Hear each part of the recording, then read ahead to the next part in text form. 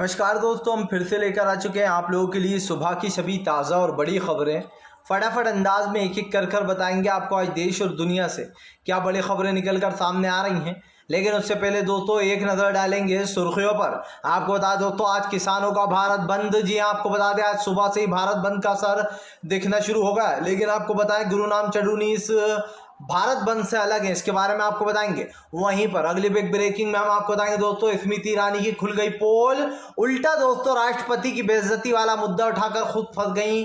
दरअसल आपको बता दोस्तों 2012 में सिल्ली सोल के जो करीबी थे उन्होंने महिला राष्ट्रपति के बारे में इसी तरीके का शब्द बोला था, लेकिन तब स्मृति ईरानी नहीं बोली थी। बताएंगे कैसे कांग्रेस ने बड़ा हमला बोला है।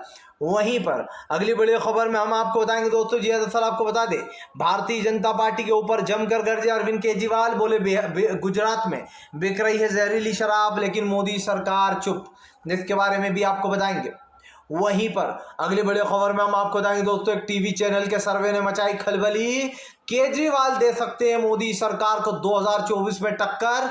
मोदी से भी ज्यादा लोकप्रिय हुए केजरीवाल, इसके बारे में आपको बताएंगे। वहीं पर अगली बड़ी खबर में हम आपको बताएंगे दोस्तों, स्मृति ईरानी के ऊपर फूटा रॉकेट टिकट का गुस्सा। बोले फिलहाल स्मृति ईरानी दूसरों में गलतियां ना ढूंढे, पहले अपनी पार्टी को देखें। इसके बारे में आपको बताएंगे। वहीं पर अगली बड़ी खबर में हम आपको बताएंगे दोस्तों, जया बच्चन भड़की बीजेपी के ऊपर।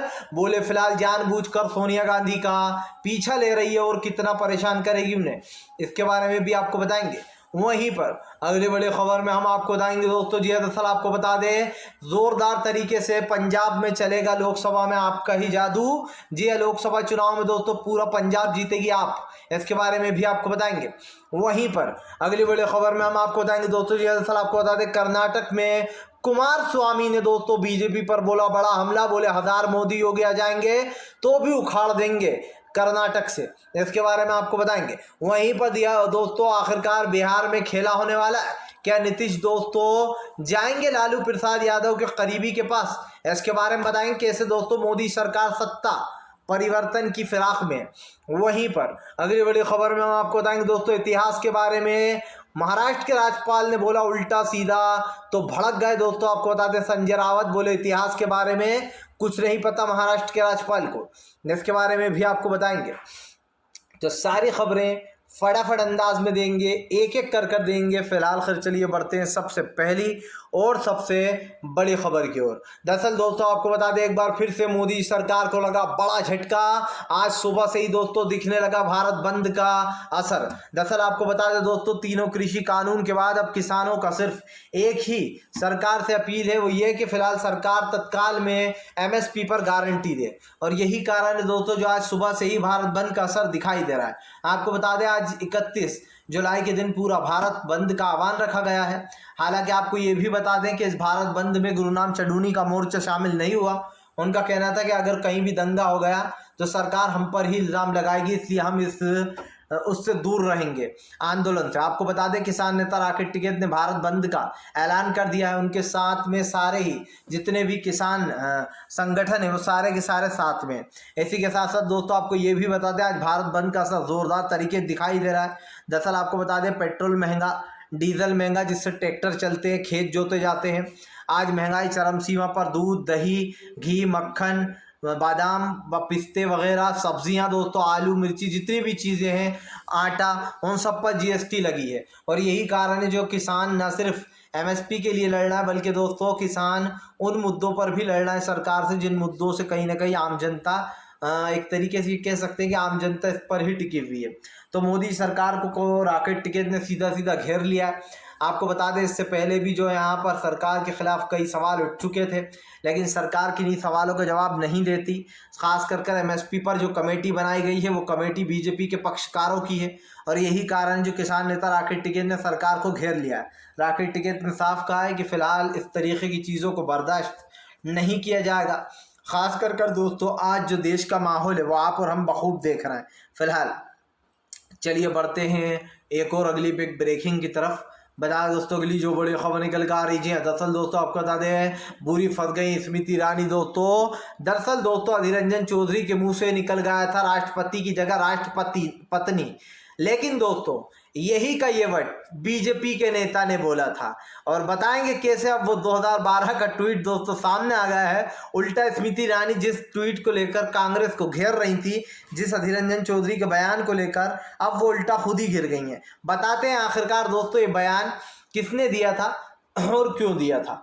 आपको याद है दोस्तों 2012 में जो यहाँ पर इस देश में महिला राष्ट्रपति हुआ करती थी, उनका नाम भी मैं बताऊंगा, लेकिन सबसे पहले सुनिए दोस्तों 2012 में किसने वो बयान दिया था और राष्ट्रपति को राष्ट्रपत्नी कहा था। आपको बता दें पहली जो थी दोस्तों वो रानीगिरी, जी हाँ, जो रानीगिरी थी दोस्तों 2012 में सिल्ली सोल के करीबी ने दोस्तों आपको बता दें राष्ट्रपति, महिला राष्ट्रपति को कहा था। क्या कहा था दोस्तों? राष्ट्रपत्नी। और ये दोस्तों आपको बता दें किसने कहा था, ये भी सुन लीजिए। प्रतिभा पाटिल जो थी महिला राष्ट्रपति कांग्रेस की 2012 में, उनसे कहा गया था। जी हाँ, यानी कि दोस्तों बीजेपी के नेता कुछ भी बोल दें, लेकिन अगर दोस्तों कांग्रेस के मुंह से कुछ निकल जाए तो ये लोग उस चीज़ का मुद्दा उठाते हैं। अब आपको बता दें यूथ कांग्रेस के नेता बीवी श्रीनिवास ने बीजेपी से सवाल पूछा है। उनका कहना है कि जब रानीगिरी 2012 में सिल्ली सोल के करीबी ने जब महिला राष्ट्रपति, दोस्तों आप समझिए, महिला राष्ट्रपति प्रतिभा पाटिल को जब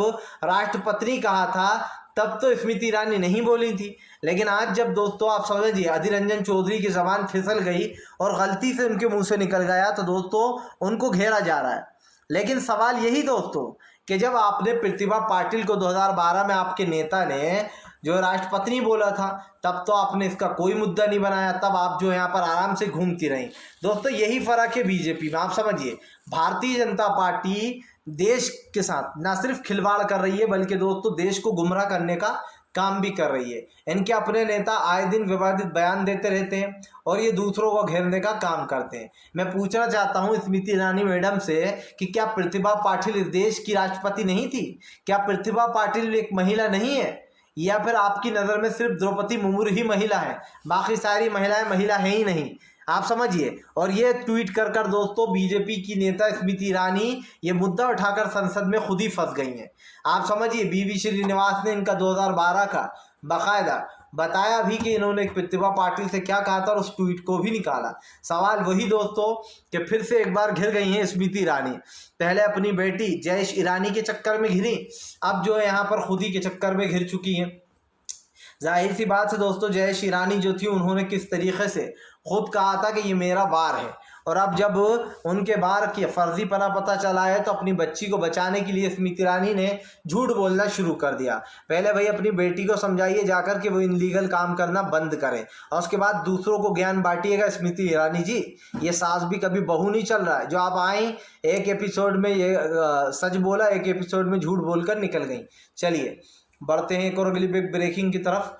बता दोस्तों अगली जो बड़ी खबर निकल कर आ रही है, जी हाँ, दरअसल दोस्तों आपको बता दें एक सर्वे ने मचाया तहलका। अगर इस वक्त चुनाव हो जाएंगे दोस्तों तो आपको बता दें बंगाल में जीतेंगी ममता बनर्जी और दिल्ली में अरविंद केजरीवाल और पंजाब में भी। इसके बारे में आपको बता दें दोस्तों दरअसल एक टीवी ने एक सर्वे किया। इस सर्वे में दोस्तों बड़े खुलासे किए गए हैं। आपको बता दें हालांकि ये सर्वे दोस्तों पूरी तरीके से मुझे तो रॉन्ग ही लगा, क्योंकि सर्वे में कोई ख़ास चीज़ दिखाई नहीं दी। हालांकि विपक्ष की जो बात बोली गई है वो फिर भी थोड़ी सच है। आपको बता दें एक टीवी सर्वे ने सर्वे किया, बोले अगर इस वक्त चुनाव हो जाए तो तीसरी बार भी देश के प्रधानमंत्री बन सकते हैं प्रधानमंत्री इस वक्त हो जाए तो। और इसी के साथ साथ आपको बता दें पश्चिम बंगाल का निकाला गया तो सीधा पता चला कि ममता बनर्जी को इतना बदनाम करने के बाद भी, पार्थ चटर्जी को हटाने के बाद भी पश्चिम बंगाल में बीजेपी को ममता बनर्जी धूल चटा देंगी। सीधा ये मामला दिखाई दे रहा है। लेकिन दोस्तों बीजेपी की एक कड़ी नज़र पर आप नज़र बनाकर रखिएगा। दरअसल 2024 के चुनाव को आप हल्के मत लीजिएगा दोस्तों।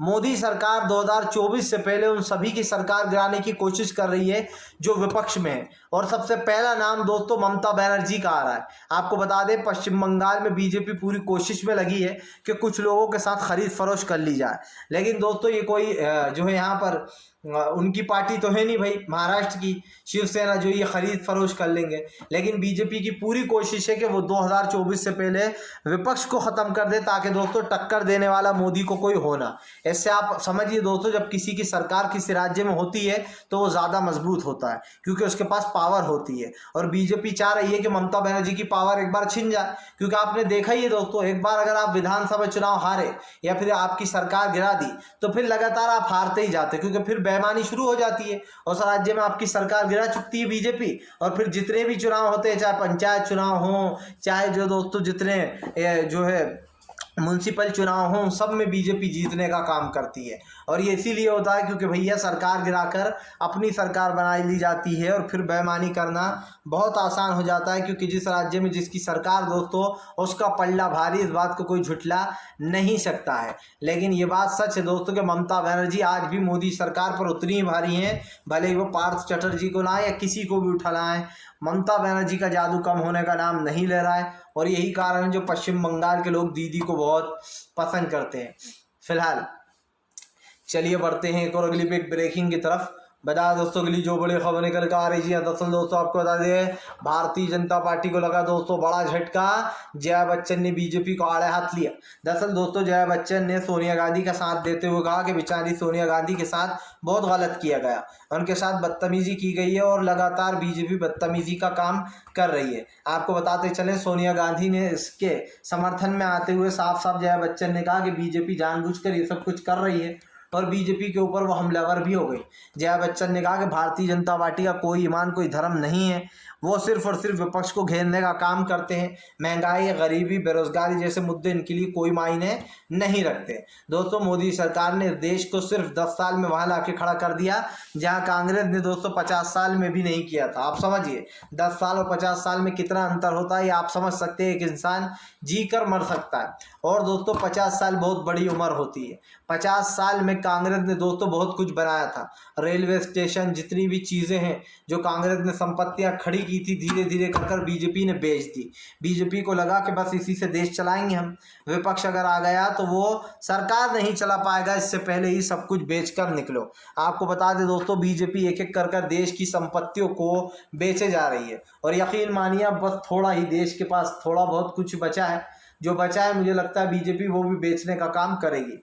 मैंने पहले भी कहा है दोस्तों और फिर कहूँगा कि भारतीय जनता पार्टी की असलियत और भारतीय जनता पार्टी का जो एक असली चेहरा है ना दोस्तों, वो साफ साफ दिखाई देता है। बीजेपी कितनी ही कोशिश कर ले, लेकिन वो देश के विकास के साथ दोस्तों जो छेड़खानी कर रही है वो जनता देख रही है। बीजेपी का तो असलियत जो है दोस्तों साफ दिखाई दे रही है कि भारतीय जनता पार्टी को क्या चाहिए, देश में सांप्रदायिकता और नफरत चाहिए। और यही कारण है दोस्तों जो आज देश के माहौल लगातार बिगड़ता चला जा रहा है, और मोदी सरकार हाथ पे हाथ धर कर बैठी हुई है। ये वही सरकार है दोस्तों जो कहती है कि हमारे आने के बाद दंगे बंद हो गए, दंगे बंद हो गए या और भी ज़्यादा दंगे होने लगे। इतिहास उठाकर देख लीजिए अब तक का मोदी का। इसलिए दोस्तों क्योंकि जब से मोदी सरकार आई है तब से पत्थरबाजी, तब से दोस्तों हिंदू मुसलमान भाइयों के झगड़े, मर्डर, इस तरीके की चीज़ें ही हो रही हैं। लेकिन बीजेपी जनता को इन सब से गुमराह कर रही है। जो बीजेपी अगर अब आपसे कहे ना दोस्तों कि हमारे आने के बाद दंगे कम हो गए, तो बीजेपी को उसकी असलियत दिखा दीजिएगा, क्योंकि भारतीय जनता पार्टी झूठ जितना चाहे बोल ले, लेकिन देश की जनता सच से वाकिफ है।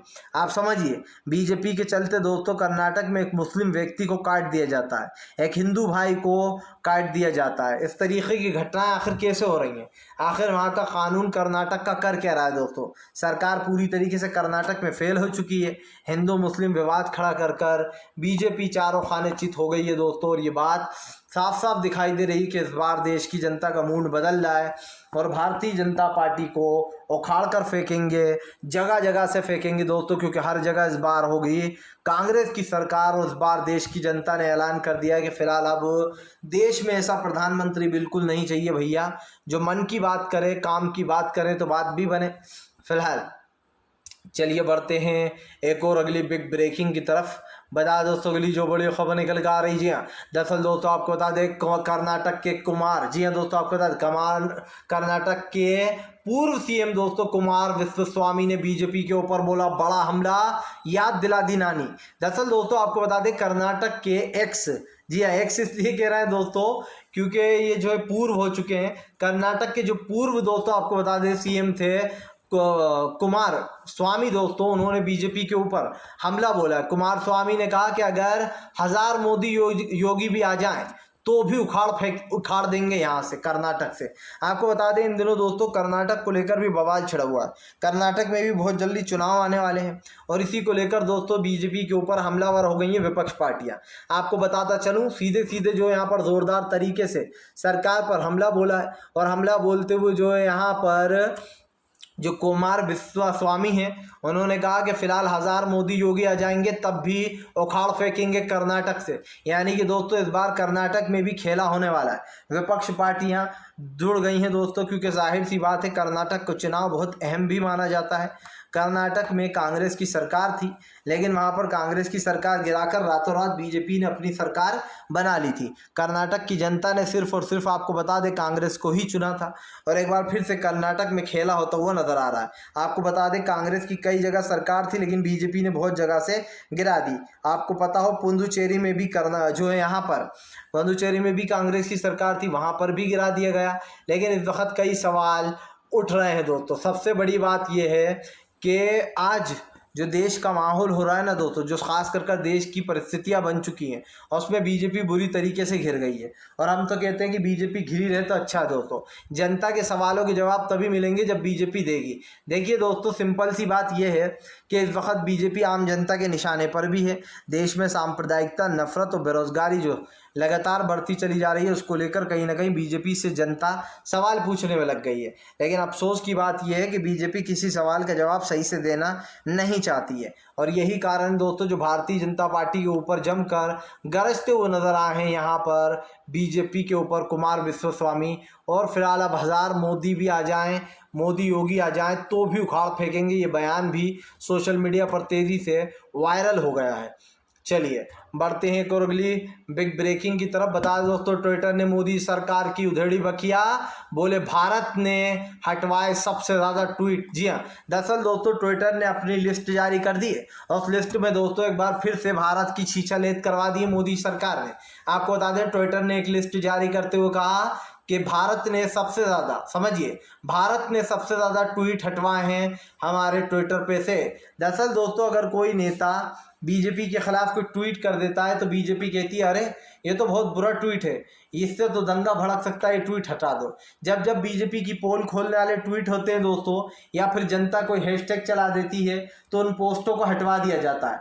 बार बार आपको बता दें मंत्रालय जो है वो ट्विटर को धमकाता है और कहता है इस पोस्ट को हटाओ वरना ट्विटर पर कार्रवाई होगी। जिस तरीके की दोस्तों ट्विटर पर कार्रवाइयों की बात चलती है, उससे ये साबित हो जाता है कि मोदी सरकार को अपने बारे में कुछ भी सच्चा सुनना पसंद नहीं है। जी हाँ, आप समझिए किस तरीके से दोस्तों मोदी सरकार ने देश की छीछालेत करवाई है, ये सब देख रहे हैं। आज ट्विटर जैसा आप समझिए जो ट्विटर ने लिस्ट जारी की उस पर कई सवाल खड़े हो गए, क्योंकि आप तो लोकतंत्र की धज्जियां उड़ाने में लगे हो। आप आम जनता को न ट्विटर पे बोलने दे रहा हो, ना आप आम जनता को जो है यहाँ पर आवाज़ उठाने दे रहा हो, तो फिर आखिर आप चाहते क्या हो। और दोस्तों जाहिर सी बात है सरकार का सिर्फ एक ही काम है, लोगों की आवाज़ दबाने का। चलिए बढ़ते हैं एक और अगली बिग ब्रेकिंग की तरफ। बता दोस्तों अगली जो बड़ी खबर निकल कर आ रही है, आपको बता दोस्तों केजरीवाल के आगे फेल हुई मोदी सरकार। 2024 में दोस्तों मोदी को टक्कर दे सकते हैं अरविंद केजरीवाल। दरअसल दोस्तों आपको बता दें अरविंद केजरीवाल को काफ़ी लोग पसंद करते हैं, और ऐसे में एक सर्वे किया गया दोस्तों, सर्वे में साफ पता चला है कि अरविंद केजरीवाल जो है दोस्तों काफ़ी पॉपुलर हो गए, और अरविंद केजरीवाल है मोदी की टक्कर। लेकिन दोस्तों मैं इस बात से सहमत नहीं हूँ। मैं ये मानता हूँ दोस्तों कि अरविंद केजरीवाल बहुत ज़्यादा प्रसिद्ध हो रहा है, उनको लोग बहुत पसंद कर रहे हैं। लेकिन दोस्तों अभी वो वक्त नहीं आया है जब अरविंद केजरीवाल देश के पीएम बन जाए, क्योंकि सब जानते हैं दोस्तों ना ही अरविंद केजरीवाल के पास इतनी पावर है और ना ही उनके पास इतने विधायक है कि वो देश के पीएम बन सके। लेकिन इस वक्त दो सवाल खड़े हो रहे हैं दोस्तों, और वो दो सवाल क्या है कि बीजेपी अरविंद केजरीवाल को आए दिन टारगेट करती है और अरविंद केजरीवाल को मिटाने की कोशिश करती है। इसलिए कहीं ना कहीं दोस्तों बीजेपी से बेटर ऑप्शन अरविंद केजरीवाल ही हैं। आप समझिए देश में कोई सी भी सरकार आ जाए, सिर्फ दोस्तों बीजेपी को छोड़कर, क्योंकि जितनी छीछलेत बीजेपी मचा रही है ना, उतनी हमने आज तक नहीं देखी किसी भी सरकार में। फिलहाल वीडियो अच्छा लगे तो इसको लाइक करिए, चैनल पे पहली बार आए तो सब्सक्राइब करिए, पास में एक घंटी आएगी इसको भी दबाइए, ताकि हमारे हर वीडियो की जो अपडेट है दोस्तों वो आपको मिल पाए और आप सच्ची खबर